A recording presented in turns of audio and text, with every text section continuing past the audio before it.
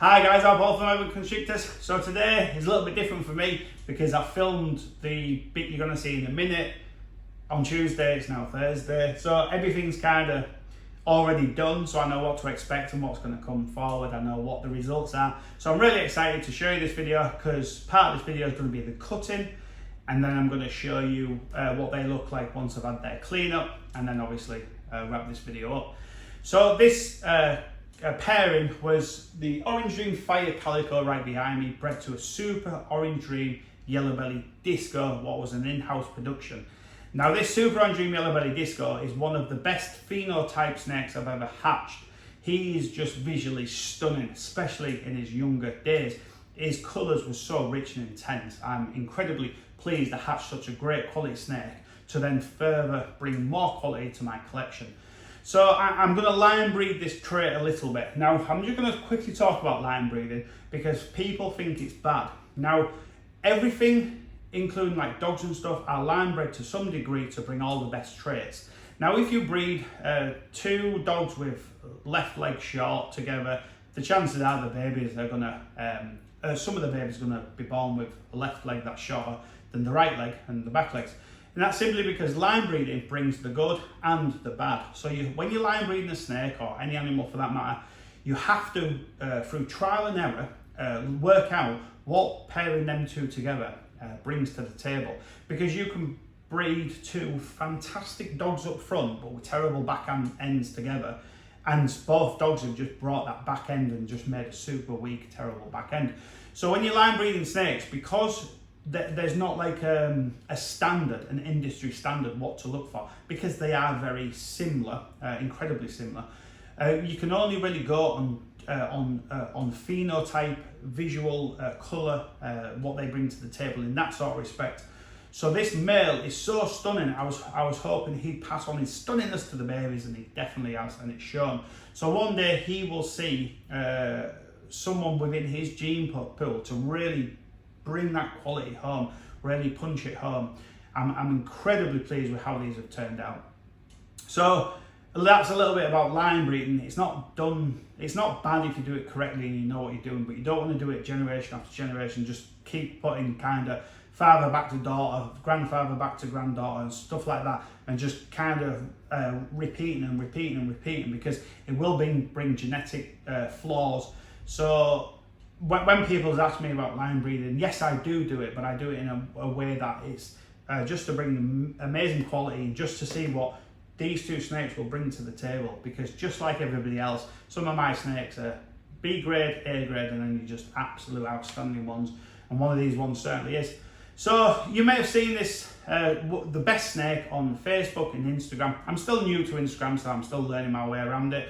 I've only currently got about 3,000 followers, but it is climbing. So if you don't follow me on Instagram, follow urban_constrictors. I think it's underscore, but you'll find me. So what I find about Instagram is you get more kind of likes on Instagram, but more comments on Facebook. So I always like to balance them both and see what kind of publicity they get. Now, if you take a look at the photo, this is a photo I posted. It is true likeness. Now, just take a look at the photograph. It's a quality photograph. It's nice, clean, clear. The bubbles add an amazing aspect to this picture. So the liquid is so clean, there's no blood, there's no veins on the walls. So that's the type of picture I want to post on my social media to bring my snakes to the forefront. Now, I see so many people posting shockingly bad photos of their snakes. Just try a bit harder, guys. Just try and bring your A-grade game to all your photographs. It's not hard. That was shot on my iPhone 11 Pro. It's not a hard thing to achieve. I'm just trying to help you out with a little bit of help and advice. I see beautiful snakes on terrible mucky pieces of paper and tissue and polystyrene and plastic, and the snake is 20% of the photo. Your picture wants to be 75% covered by what the picture is. So this snake is 75% or more of the picture, as you can see. So just try and bring your A game, guys. I'm simply just trying to help you out because I don't see you guys as my competitor. I see you as the community. So I want to make the community better, richer and stronger. moving forwards, richer in knowledge. I want everyone to do fantastically well because this hobby is so enjoyable. I don't see it as, oh, well, if I help you, you're going to take sales away from me. I don't see it like that whatsoever. So anyway, I've rambled on way too long. So I'm going to show you this amazing clutch. It was only 3 eggs, unfortunately, in 2 slugs, and that was simply because the female at 1500 grams started to breed her. She went off food instantly. I thought it's not worth the risk just to get a clutch off her. I'll wait till next year. I've got all the time in the world. And she went on to lay 3 eggs and 2 slugs. I think the slugs was a lack of semen from the male because he'd only had 1 or maybe 2 visits. I think it was only 1. So that was the reason behind the 2 slugs. So moving forwards, should be heavier. So I hope to get bigger clutches from all future clutches moving forwards. So we'll take a close look at this clutch now. I hope you like it and stick around because I'm going to show you what they look like out of the egg as well. Cheers, guys. Right, so we'll take a look at this clutch now. I'm super excited to be doing another cutting video, but only 3 eggs this time. Now, as you can see, 1 baby's pipped, so I did what I said I would do on the last cutting video and wait for at least 1 to pip. Now, if you're wondering why one's got an X, one's got a line, and one's got nothing, I was just doing a demonstration for someone who visited, so just completely ignore that. So this one's pipped. I haven't been able to work out what it is, so we'll cut that one first, then we'll take a look at the others. So I'm just going to move it slightly to the back, and then we'll do it hopefully in camera view. So you can see all the egg goo is pouring out. Now this baby's literally ready to burst out. It feels it's filling the egg really well, so it should be a nice large baby. Now the benefits of waiting for them to pip and then cut is, well, the benefits of waiting is so you can actually cut bigger holes, having a better look inside, making it a bit more pleasurable for the viewer and also a bit better for yourself, so you can have a great look. Oh wow. Now, I've talked a lot about my Super Orange Dreams being on a high level. That's not to discredit anyone else. And look at that. Yes, that is sick. That is so cool. Oh wow. I got an Orange Dream off Aussie a long time ago and the quality was just outstanding. So that Super Orange Dream male saw Orange Dream. So he's a Super Orange Dream Yellow Belly Disco, and he saw his half sister, so from the same father, an Orange Dream Calico, I think it was Fire. So we're kind of line breeding that quality of Orange Dream in there. Can't really work out, and I'm butchering it. I'm so excited, I'm kind of mucking the cutting up. I'll just get that little strand off there. So right, wow, look at that, look at that. The oranges are just amazing. I'm glad we're seeing the tail because that's typically where the orange is the most rich. So I'm seeing Super D, I think Calico, I don't think Fire, possibly Disco. It could be, actually it may even be Yellow Belly, who knows. But just an outstanding baby, super happy with that. If it's a female, it's most likely going to stay. If it's a male, it's most likely going to be up for sale. So one of you lucky guys get to own such a incredibly good quality Orange Dream combo. So I talk about quality quite a lot, and please don't mix it up with arrogance or overconfidence. I have some snakes that are not top quality. I'm not deluded, but just like everyone says, quality breeds quality, so you want to buy the best you possibly can, and it just paves a brighter future for you, makes you stand out a little bit better. So because that baby's pipped, the chances are these are ready to come out, so I can cut quite big windows. So I don't think we've hit a super this time round. No, I think we've got, looks nicer, look at the deep blacks on that. I think we've got an Orange Dream, possibly Calico Yellow Belly or something like that. The head stamp looks like an Orange Dream Yellow Belly. I think the Calicos are disrupting them sides. Almost, if this was something to do with pied, you'd think, well, you'd think that was a het pied influence, that beautiful whites, but Orange Dream seems to play around with the belly and make it very like het pied looking. Just the contrast in that snake's amazing. So because there's still quite a few veins, I'm not going to mess with it too much. So with that one, just fold the window that I've cut back over so it feels nice and secure. Have a little bit of a tidy up. So last, unfortunately, but hopefully no means the least. So this is why we always aim for bigger clutches and get more amazing babies, and it's more enjoyable. But sometimes you just don't get the big clutches you hope for. It's just the way it goes sometimes, I guess. I don't think it's a super, which is a shame. No, it's not a super. So we're looking at a beautiful Orange Dream Calico. That part kind of screams Calico. Maybe Yellow Belly. Not quite sure. The first one definitely was the standout. You see, when you watch some videos, you'll see that some people's supers look like this, but because I work with a high intensity line, the supers seem to be next level sort of stuff. Still absolutely stunning, amazing.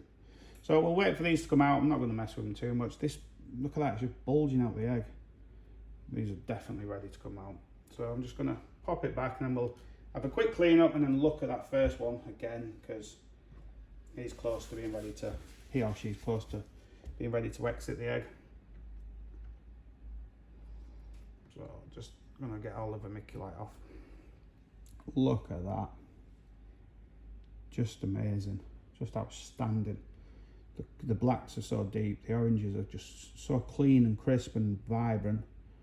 Just an absolutely stunning baby. So, hope you've enjoyed this quick cutting video. Hope it explains a little bit of what to look for. When your baby's pip, it's kind of the green light to go, and you can cut them bigger windows on the ones that I've pipped.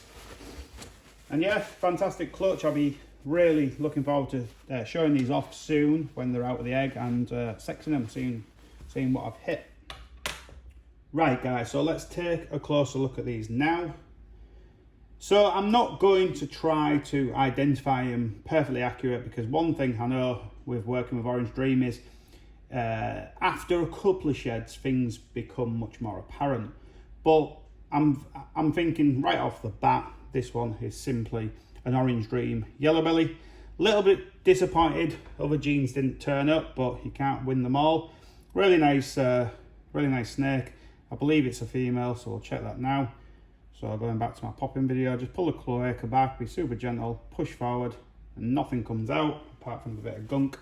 So that one is a female. Just wipe that off my hands. So that one's a female, really beautiful snake, but obviously not what I was aiming for. I don't know if this one will stay or go just yet, but time will tell. I want to see how she looks after a few sheds, but she is beautiful in her own right. So next up, for me, this is a very, very visually pleasing snake. So I'm thinking Orange Dream Yellow Belly, but possibly Calico as well, simply because of these almost ringers that are displayed along the snake. You know, if pied was in this, or if possible het pied was in this pairing, I'd say this one was almost guaranteed to prove out to be het for pied, but there was nothing to do with pied in it. So I think the Calico is creating this almost like het pied look, because if you don't know, sometimes when you create het pied, you get a little bit of a pied displaying, which we call ringers. So if they go all the way around, like that's a ringer, but it is interrupted by the dorsal. So really, really beautiful snake this, and when it sheds, the colour's just going to come in. Now when Orange Dreams first hatch, their colours are very bright and vibrant. Then they shed, they take a back step, and then a couple of sheds after, the colour comes right back and then improves. So this snake is going to become incredibly orange, most particularly around these parts. So really beautiful snake. Now this one is a male, but we'll just show you. Pull back, push forward. You see the hem is very, very easy to do, especially on hatchlings. I'm just gonna get a snake. One of the snakes was off. So I'm in two minds whether to keep or let this one go, but for now I'll just concentrate on letting it shed and then getting some meals into it. Love the striping. Now fire didn't turn up in any one of the babies. A little bit disappointed in that, but I don't always mind missing some genes when I get what's most important. And on that subject, we'll take a look at that one now.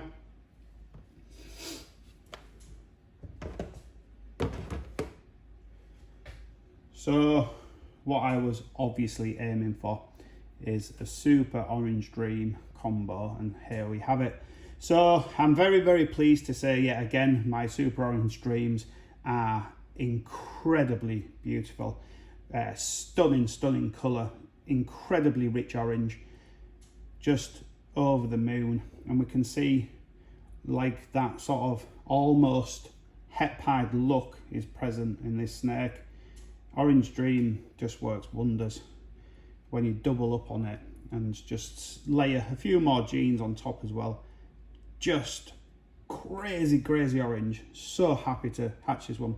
Now this one is a female, so I'm incredibly pleased to say she'll be staying here and becoming part of the Urban Constrictors family, which I'm super ecstatic about, because this snake is going to look amazing wrapped around a clutch of eggs. So what do I think this one is? I love, just before I get onto that subject, check out that banding.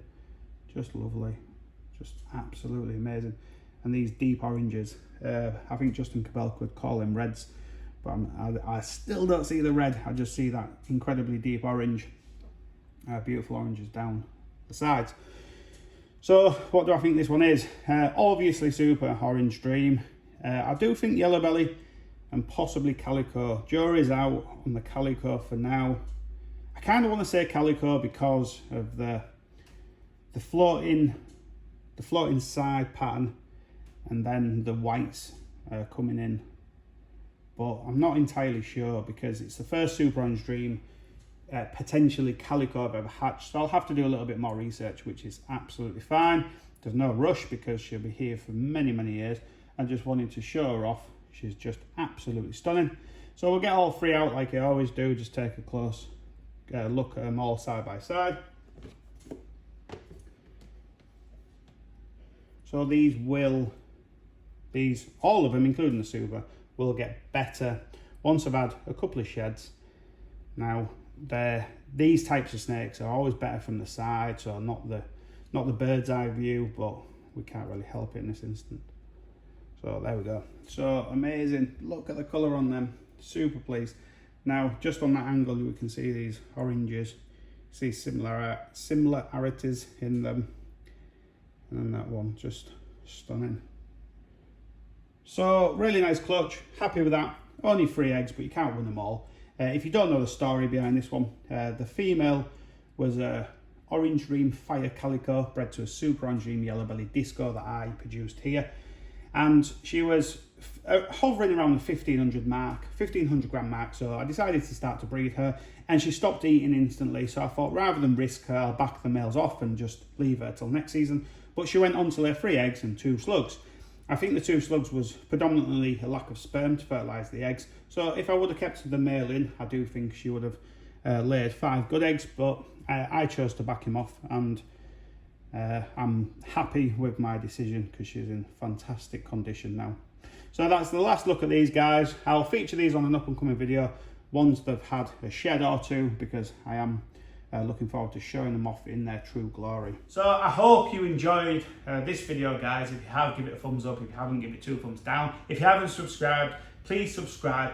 I've got loads of cool videos coming up. I've got loads of ideas, and now it's getting colder. I'm spending less time outside with my family, and I'm freeing up a little bit of time. So if you haven't subscribed, please subscribe, because there's loads of cool videos. And I honestly think 2020 is going to be a real landmark season for me, because so many females didn't lay because I moved facilities, and a lot of the females didn't go on to lay in 2019.